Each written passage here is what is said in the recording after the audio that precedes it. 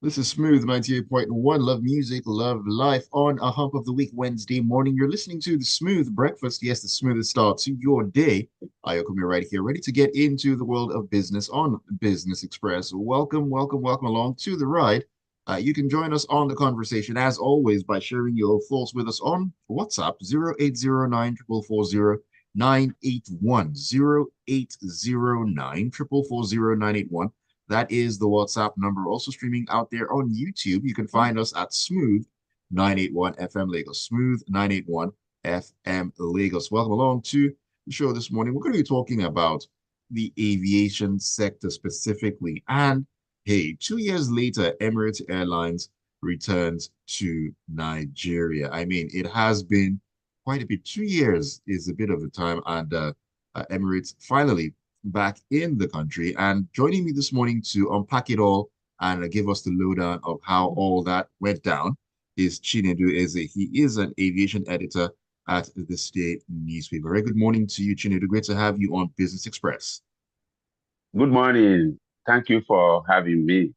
Absolute pleasure. Absolute pleasure. So, the big one, like I mentioned, Emirates back in Nigeria after a 2 year hiatus with a lot of drama and all that in between. But for those who are actually unaware of what happened, where exactly have they been away for the past 2 years?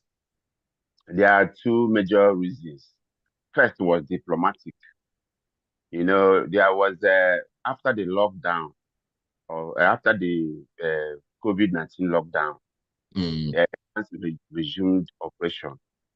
So APs, which used to operate from Lagos to Dubai, wanted to resume, to get their frequencies, and the destination. So there was issues. They told the UAE authorities said they didn't have slots for them.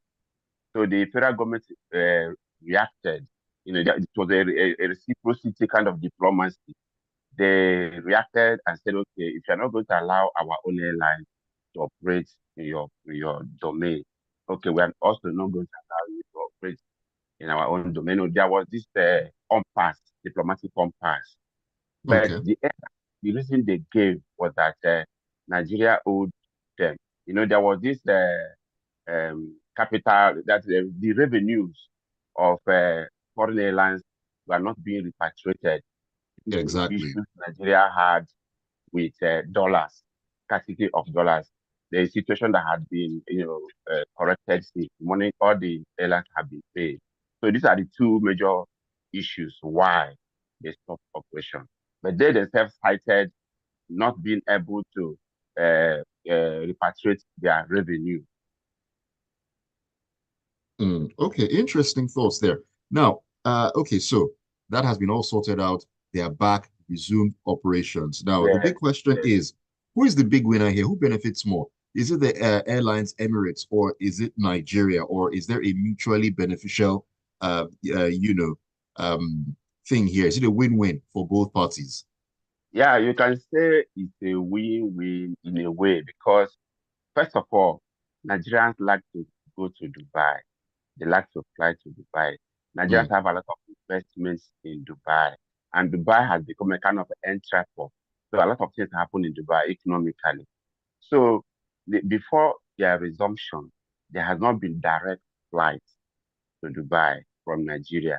So Nigerians travel through other hubs, other destinations to Dubai, which is inconveniencing and maybe financially draining, depending on your choice of the mm, airline.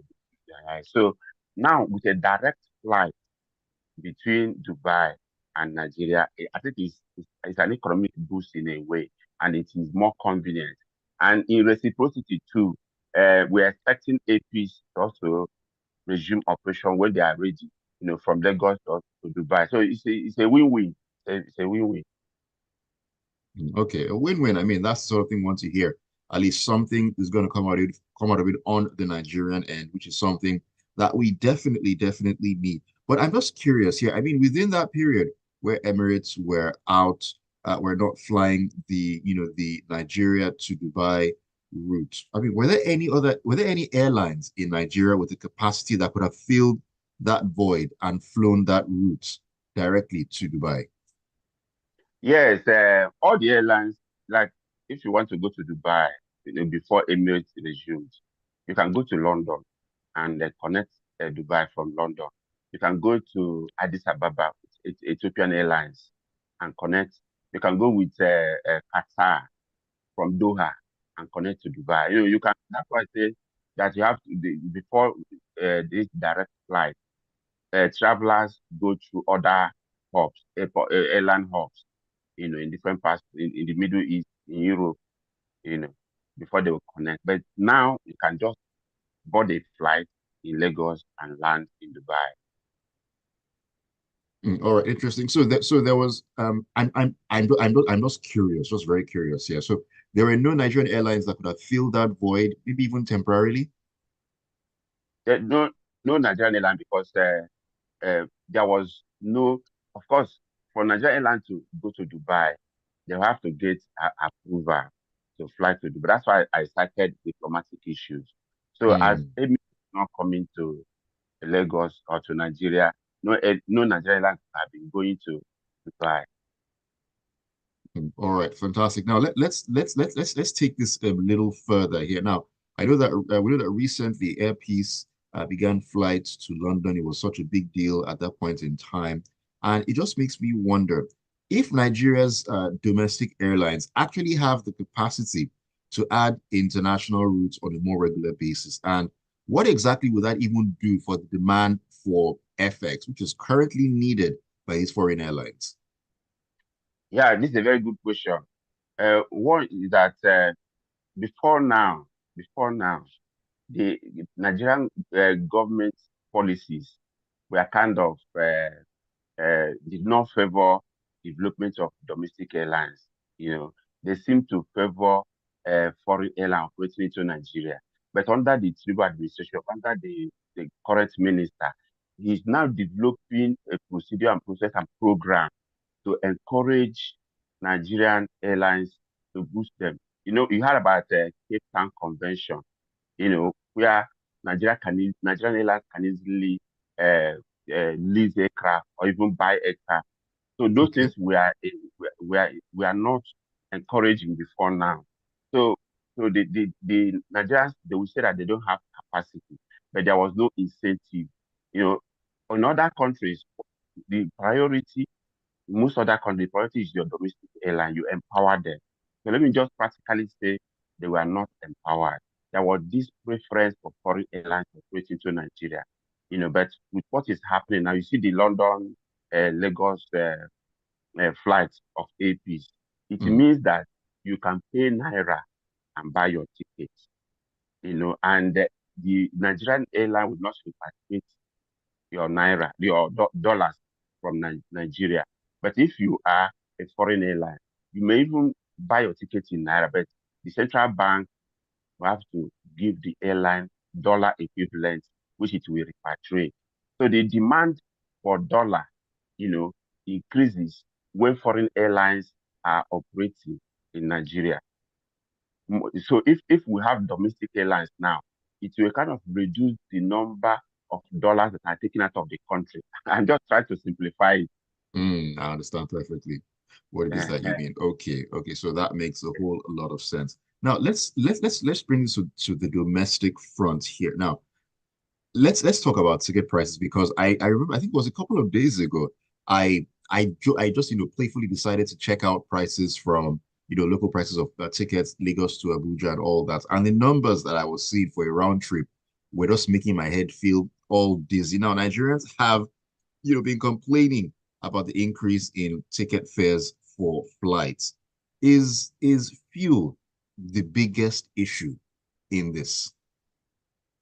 Yeah, it's one of the biggest issues, but the major issue is foreign exchange. Most of the dealings with airlines they have to do with they are dollar denominated. Let me explain. For you to get Okay. uh, spares to operate your airline, your to make sure that your aircraft is airworthy. You have to pay dollars to buy spares. Nigeria does not produce any aircraft spare. Then for you to do training and retraining for pilots, pilots are like medical doctors. Their job is very sensitive. So every 6 months, they go for retraining, simulator training. All these are dominated in dollars. So any airline anywhere in Nigeria need a lot of dollars to sustain its operation. Now, that is one side of it. So when the exchange rate is very high, it becomes difficult for airlines to acquire aircraft, to lease aircraft. And let me give you an example now. For you to repair aircraft or what we call checks, you have to take them overseas. So most Right. Nigerians, their aircraft overseas, and that for checks, for maintenance, they couldn't bring them back because there was no dollar to pay for them to bring them back. So because of that, there is a reduction in the number of aircraft that operate in Nigeria domestically. Now, Okay. yes, aircraft offer seats. When there are more seats, to meet the demand, the prices are low. When the demand is higher than the number of seats aircraft offer, so it's a mix of demand and supply. That's a major reason.